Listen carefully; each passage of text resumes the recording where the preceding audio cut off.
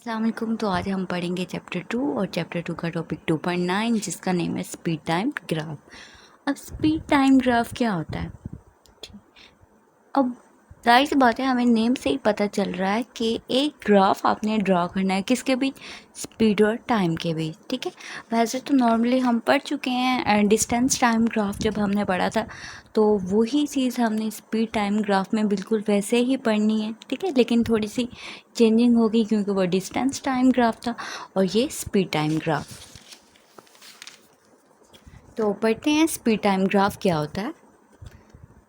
The graph between speed and time, वो graph जो कि स्पीड और टाइम के बीच बनाया जाता है। पहले का है in speed time graph time is taken along X axis and speed is taken along Y axis. और जो इंडिपेंडेंट होते हैं, ठीक है, वो हमेशा हम कैसे लेते हैं, अलोंग एक्स एक्सिस, और जो डिपेंड कर रहे होते हैं वो हम हमेशा कैसे लेते हैं, वाई एक्सिस। ये हमें पहले से ही पता है और पहले से हम ये पढ़ चुके हैं। स्पीड टाइम ग्राफ क्या होता है, वो ग्राफ जो आप ड्रा करते हो स्पीड और टाइम के दरमियान। ठीक है, अब object with uniform acceleration, object जो है वो मूव कर रहा है यूनिफॉर्म एक्सेलेरेशन के साथ, कैसे? ठीक है, ये हम पढ़ेंगे। अब आपको एक टेबल दे दिया जाता है एज अ क्वेश्चन। ठीक है, टेबल में क्या है, 0 1 2 3 5 तक है। ठीक है, 5 सेकेंड है और ये स्पीड है। ठीक है, हमने एक ग्राफ ड्रा कर दिया है। ठीक है, 1 सेकेंड में उसकी स्पीड क्या है, 8 मीटर पर सेकेंड। दूसरे सेकेंड में उसकी स्पीड क्या है, 16 मीटर पर सेकेंड। ठीक है, और तीसरे सेकेंड में उसकी क्या है, स्पीड 24 मीटर पर सेकेंड। अब उन्होंने कहा है कि ऑब्जेक्ट मूव कर रहा है यूनिफॉर्म एक्सेलेरेशन में। ठीक है, यूनिफॉर्म एक्सेलेरेशन के साथ एक ऑब्जेक्ट है मूव कर रहा है, लेकिन हम तो यहाँ पे पढ़े हैं स्पीड और टाइम का ग्राफ। अब स्पीड टाइम के ग्राफ में एक्सेलेरेशन कैसे आ गया? ठीक है, तो ये फाइंड करने के लिए हम क्या निकाल लेते हैं, हम ये स्लोप निकाल लेते हैं कि ये कैसे है, किस तरह से है। ठीक है, हमने क्या निकाली, स्लोप का फार्मूला हमें आता है पहले से ही। स्लोप निकाली किसकी, फर्स्ट पॉइंट और सेकंड पॉइंट। ठीक है, इन दो पॉइंट्स के दरमियान ये जो लाइन है इसकी हमने क्या निकालनी है, स्लोप निकालनी।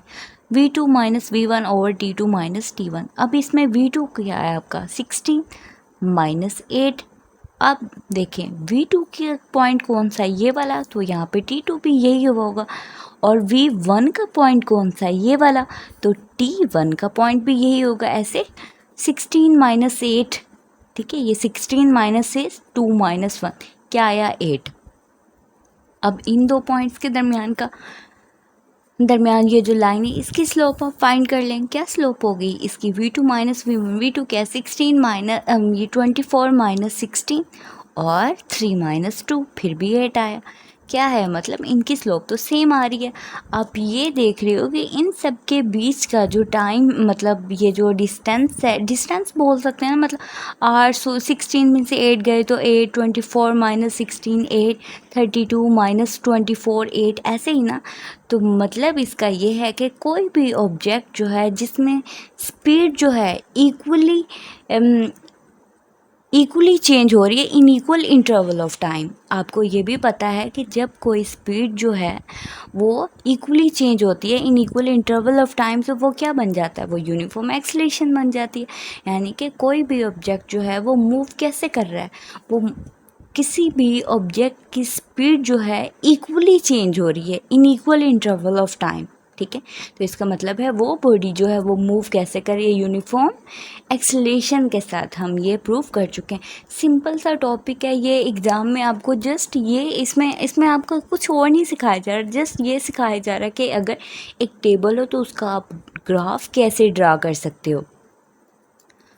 एग्ज़ाम में आपको बहुत ही मतलब ये नहीं कि केयरफुली एंड डिफ़िकल्ट तरीके से आप इसको प्रेजेंट करेंगे, बिल्कुल भी ऐसा नहीं है। आपने सिंपल तरीके से इसको क्या करना है, प्रेजेंट करना है। जैसे कि आपको वो कहते हैं कि स्पीड टाइम ग्राफ बता दें और साथ में एक ऑब्जेक्ट जो है वो मूव करे यूनिफॉर्म एक्सेलेरेशन के साथ, इसको एक्सप्लेन कर दें। तो आप किस तरह से करोगे, कोई भी आप सिंपल से एक टेबल बना लोगे और साथ में ग्राफ ड्रा कर लोगे। आगे इसकी थोड़ी सी है थ्योरी, वो भी हम पढ़ते हैं।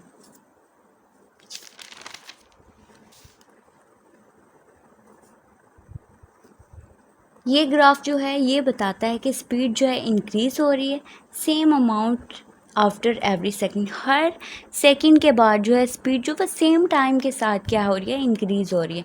ये मोशन जो है यूनिफॉर्म एक्सेलरेशन है। अब नेक्स्ट क्या कहते हैं, ऑब्जेक्ट मूव कर रहा है कांस्टेंट स्पीड के साथ। कांस्टेंट स्पीड मतलब स्पीड तो चेंज नहीं हो रही। अब आपके पास ये जो टेबल है क्या नज़र आ रहा है आपको, टाइम चेंज हो रहा है बट स्पीड चेंज नहीं हो रही।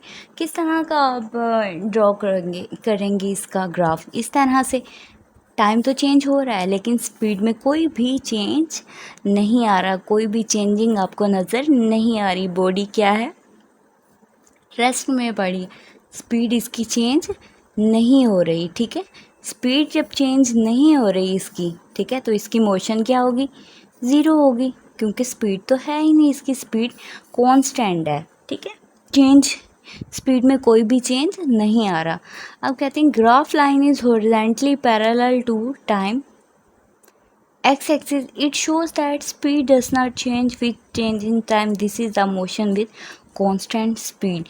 ये जो मोशन होगी ये किस कैसे होगी, कांस्टेंट स्पीड के साथ होगी। और आज का हमारा टॉपिक जो है वो ख़त्म हो गया है। अब नेक्स्ट जो होगा इसकी हमने स्लोप पढ़ी है ना, ठीक है, स्लोप हम पहले ही पढ़ चुके हैं। और नेक्स्ट जो ग्रेडियंट वाला होगा, gradient of speed time graph, उसमें भी आप क्या पढ़ोगे, स्लोप पढ़ोगे। अब बताएं क्या आप इन दो लाइंस देखें, इन दो लाइंस की तो आप फिर भी स्लोप मतलब कर सकते हो क्या, ये एक पॉइंट ये पॉइंट और ये पॉइंट, चलें ये तो हो गया।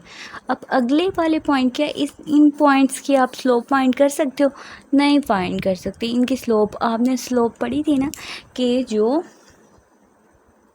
वर्टिकल लाइन होती है, ठीक है, वर्टिकल लाइन उसकी स्लोप क्या होती है, इन्फिनाइट। और जो हॉरिजेंटल लाइन होती है उसकी क्या होती है स्लोप, उसकी स्लोप होती है ज़ीरो। ठीक है, इसकी स्लोप भी ज़ीरो है, मतलब स्पीड क्या है इसकी, कांस्टेंट है। सिंपल सा टॉपिक है, ज़्यादा टिपिकल नहीं है, डिफ़िकल्टीज इसमें बिल्कुल भी नहीं है। जो बस लिखा हुआ है इन्हीं नोट्स पे आप इसको तैयार करें, इंशाल्लाह आपके बहुत अच्छे मार्क्स आएंगे। ठीक है, अपना बहुत सारा ख्याल रखें, हमारे चैनल को सब्सक्राइब करें। अल्लाह हाफिज़।